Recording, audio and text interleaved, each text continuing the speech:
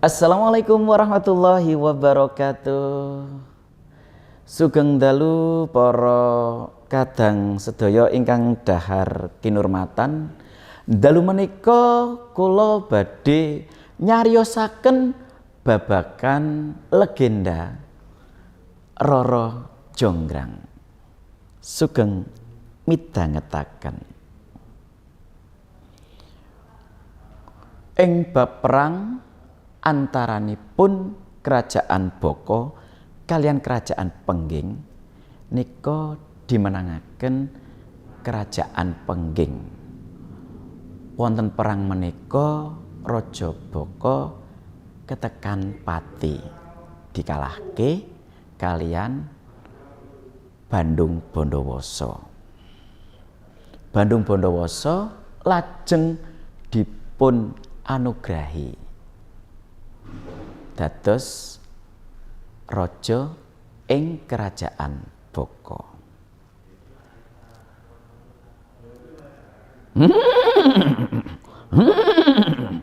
Ayo jaranku, awake dhewe kudu ndang mlayu tekan kerajaan Boko sadurung manjingi sore.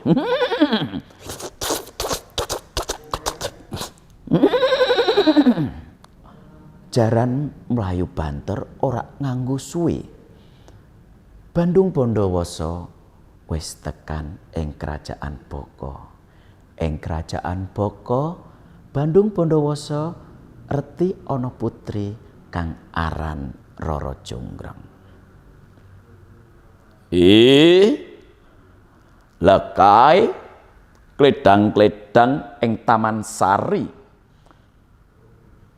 Putri ayu jan pasuryane elok tenan tak cedhakane. Bandung Bondowoso mlampah nyedhaki putri kang nembe mawon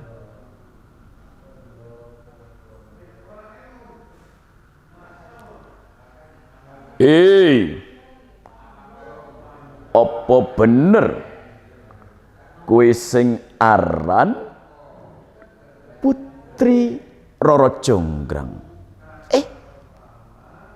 Nyuwun sewu, panjenengan nika sinten? Aku kang aran Bandung Bondowoso. Aku dinobatke dadi raja ing kerajaan Boko iki merga Raja Boko sampun ketekan pati.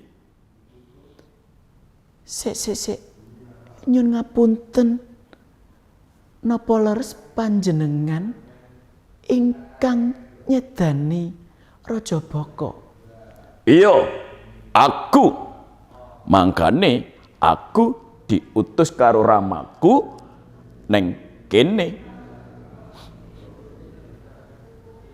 Terus panjenengan badhe napa? Aku dadi raja lan pengen ngepek awakmu dadi permaisuriku. Oh, dadi ngono. Tapi sapurane aku ora saguh. Apa? Kowe nolak aku? Ora.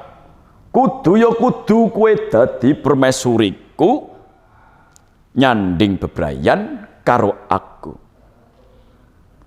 Mboten saged. Ora bisa, kudu.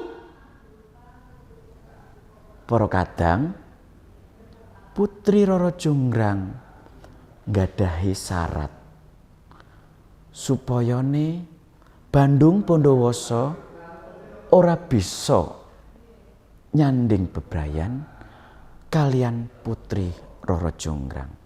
Syarat punika inggih ndamel 1.000 candhi. Nanging bab meniku disaguhi Bandung Bondowoso. Apa? Dadi prasyaratmu aku kudu bangun 1000 candhi cacahe sedina sewengi. ya niku ingkang dados prasarate kula. Iya, aku saguh. Bakal tak sagui apa sing dadi prasaratmu, Rara Jonggrang. Para kadang, Raden Bandung Bondowoso nyagui ora kakean omong, temenan anggene kerja, nanging ya iku dheweke semedi ngomong ngobrol nyuwun tulung bala tentara saking bangsa jin. Bangsa jin teko.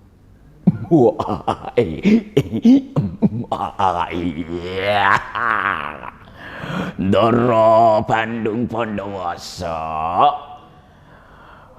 wonten apa ngersake kula kalih bala-bala?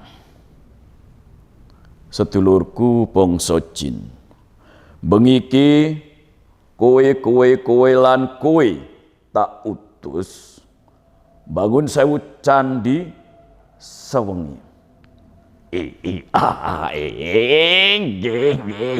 Ya.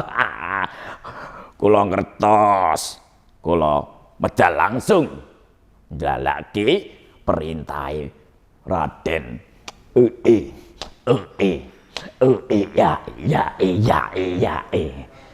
Para kadang jin ngalor ngidul ngetan ngulon nggawa watu gedhe bangun candi. Cacahe sampun 998. Nah, para dayang istana lajeng nggugah Putri Rara Jonggrang. Putri, ketewasan Putri, candinipun sampun kula etang, jumlahipun 998 Putri. Apa dayang? Jumlah cacahe wis 998.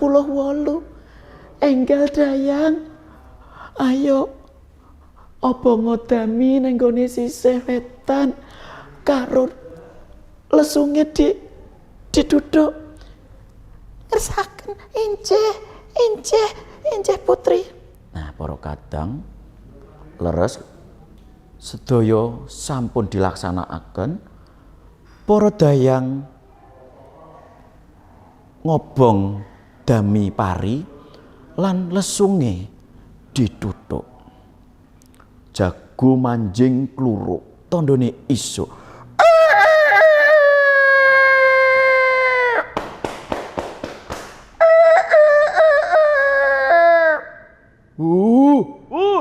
Bola tentara jin wis isuk, ayo mulih daripada awake dhewe kobong.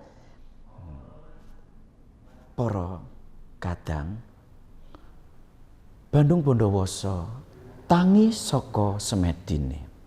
Merga bala tentara jin wis padha mulih ninggalke pakarya bangun candi. Ngitung 1 999. Hei, para jin, ngapunten Ndara, mun boten saged sampun enjang.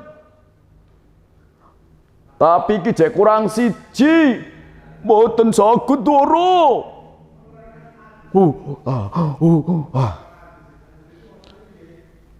Para kadang Bandung Bondowoso murka. Rara Jonggrang!